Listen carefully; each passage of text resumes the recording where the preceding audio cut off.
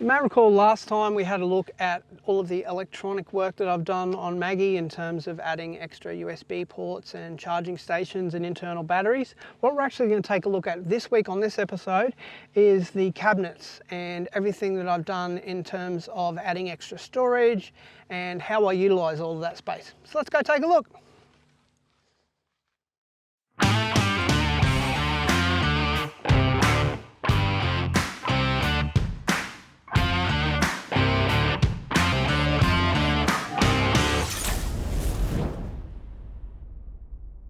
So we're starting things off here on the passenger side behind the seat. First of all, you'll be able to see down low here, I've actually taken my rear seat out. But what I've very specifically done when I designed these cabinets, and again, this is something that's up to you with what you'd like to do for your setup, but what I wanted to do was utilize as much space as I could with cabinetry inside the back of the truck here so I could store as much as I possibly could. Because as we mentioned when we had a look at the electrics, I'm using this as a standalone camping unit, so I'm not carrying a trailer around with me or anything like that. So I need to get as much space as I possibly can. And on the side of the cabinet, I've made a little space there for the subwoofer to sit and also my windscreen protector. A couple of spare clamps there that just sit for various uses. Now, one big thing here is that I have my inverter. What I do with this particular setup and this particular placement for the setup is I have an extension cord, which you'll see here, that I run down towards the back, and you'll notice from the electrical setup when we took a look last time, that runs all the way down the side of the vehicle, just so that I've got an easy run the cord to go down towards the back, or I can use it at the front. I generally tend to use it at the back, but as you'll see when we get around to the back of the truck, I wanted the space at the back there just specifically for cabinetry, because that's where I'm spending most of the time, and the least amount of time that I spend inside the vehicle is over here. So things that I don't use very often can go behind the driver's side or the passenger side here. Now what I have done with this is I've made it a top loading thing, and I made all these cabinets myself. The other thing you'll see here, just on the outside of the cabinet, so we have this bag as well on this side here, just for things that I utilize often. And again, you know, this is just to give you an idea of the way you may want to set things up yourself. I've got a fire extinguisher set up here. When you are looking at the internal of any of your vehicle when you're setting it up, there's quite often you'll see a lot of wasted space. And I wanted to try and waste as little as I possibly could. So what I did was added those little sills on the side, one on either side of the cabinets. And these cabinets are all individual pieces, so I can put them in or take them out whenever I feel like it as well. So coming around now here to the back, again, I've designed all of this to suit my individual needs. And one of the needs that I have in particular is to be able to have the use of a table, because I'm quite often editing when I pull up, so I just quickly pull out this little table here. This table actually comes out and it's got its own legs. It's a standalone table. What I did is I cantilevered it under that cabinet there so that it could be pulled in and out and left in place and used. And what I've just done there is given myself 3 drawers. It's just kitchen storage in that one, and again kitchen and food storage in this one here as well. And the top one's clothes. Now another thing that I've done here with this in particular as well is I've given myself a little bit of room there in front of the second drawers. So I've taken a bit of the depth away from those drawers there, but I did that for a very specific reason. I wanted to do that so if I was really quickly stopping and quickly putting something together in terms of cooking something or making a sandwich or something like that, I can just bang a tin or a glass or a can or whatever on there, and I've got plenty of space to do so along there. I guess it's just another one of those little things that you think about over time. In the first design of these cabinets that I did, I actually didn't have anything like that set up, and I thought I really do need something like that. Since I've set that up, fantastic, use it absolutely all the time. So just swinging over to the other side now, I've got 2 drawers here. First of which is my Weber BBQ. That's a lockout drawer. Now the reason that I've set this up here is so that I can actually utilize it inside the truck. So I can actually cook, and I do all the time, with it just sitting in that drawer. A couple of things that I do is I just kind of sit here like this and cook and get prepared and cook and eat, just kind of sitting here on the back. The other of the reasons why I set this particular thing up the way I did and the sizing that I did is, as you'll see here, I've got a little swing out table that comes out the back, which we covered earlier on when we were talking about the electronics and my charging ports there. That actually enables that to open up, so I can utilize that as a little standalone table without having to drag out this table or any other tables and getting anything else actually set up. So I wanted it just so I can have ease of use for absolutely any kind of situation. If I was pulling up really quickly or if I was pulling up for quite a long time, I just wanted to have, you know, the ability to utilize different scenarios and different things. And there's actually a hole in the bottom of the tray there where the gas cylinder pops out, and I just usually put the gas cylinder down on the ground and Bob's your uncle. So that's the BBQ set up, and what I've done is I've actually wedged that underneath the top of the base of the cabinet underneath, and it's carpeted as well so it doesn't rattle, and it actually holds the BBQ in place and it won't rattle around. And in this top drawer I've just got a whole heap of tools and nuts and bolts and various other knickknacks for use for whatever. Couple of things to note with that. On your vehicle it may be different, but on the Prado you've got to think about things like when you're making your cabinets, how much space you've actually got. So you'll see here I've actually only got a very, very small amount of space in between the door and the outside of the cabinet. So there's a limited amount of space there, so I really needed to think about that when I was designing. And what I did with this particular thing is I designed it all myself in SketchUp. Luckily I happen to have a degree in interior design, so I'm familiar with all those sorts of tools.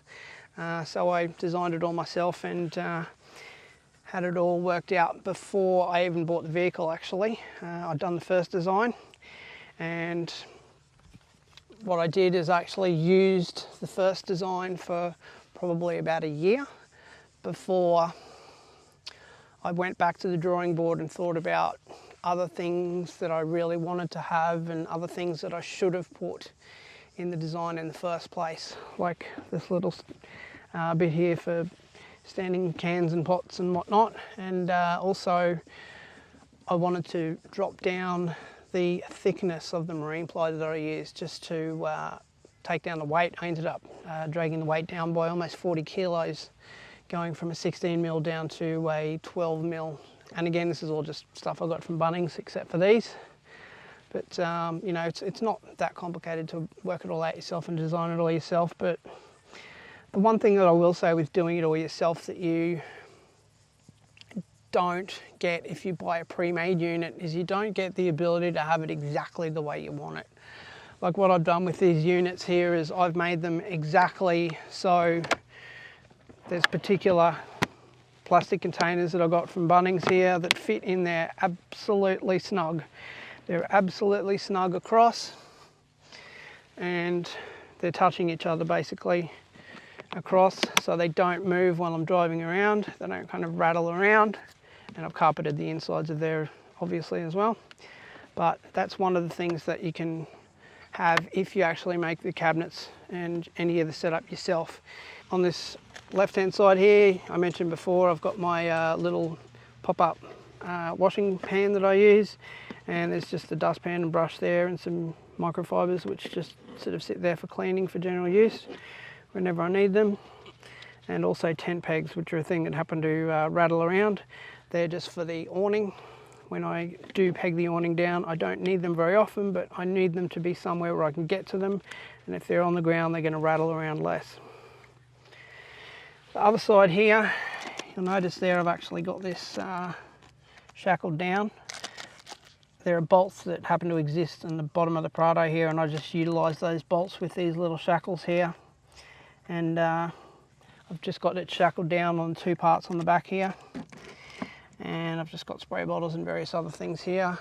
On this side, the driver's side here, I've got my little gas stove which I use from time to time. That just sits there so I can reach in and grab it really quickly, so there's ease of access for that as well. So coming around now to behind the driver's side of the vehicle.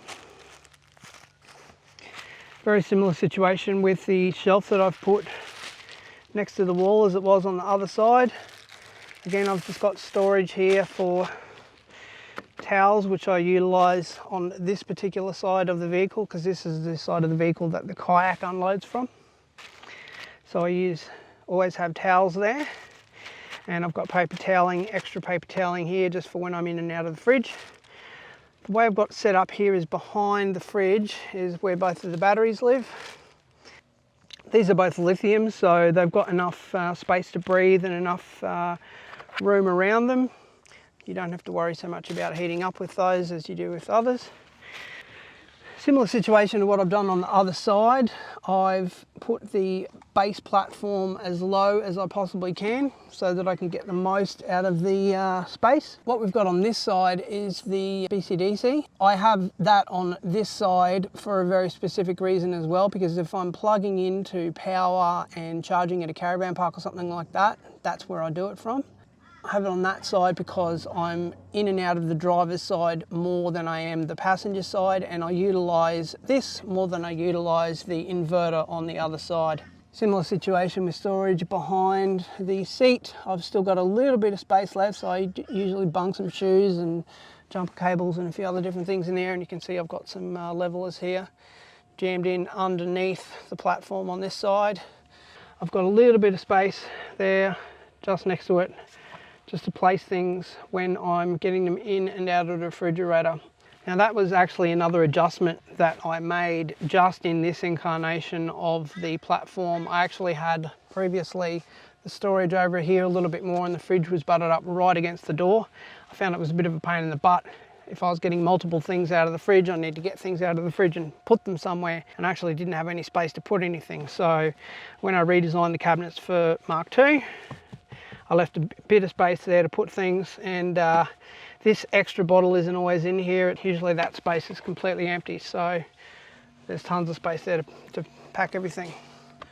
Another of the reasons that I've done what I have, in particular with the cabinetry in the back of the vehicle, is I thought about it from if I wanted to access things from the driving position or the passenger position.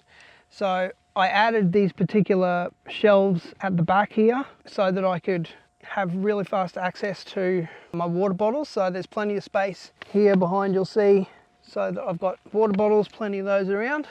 Also, I can take a quick look and a glance in my rear view mirror at my current state of storage on my Redarc, and also there I have my handheld CB as well.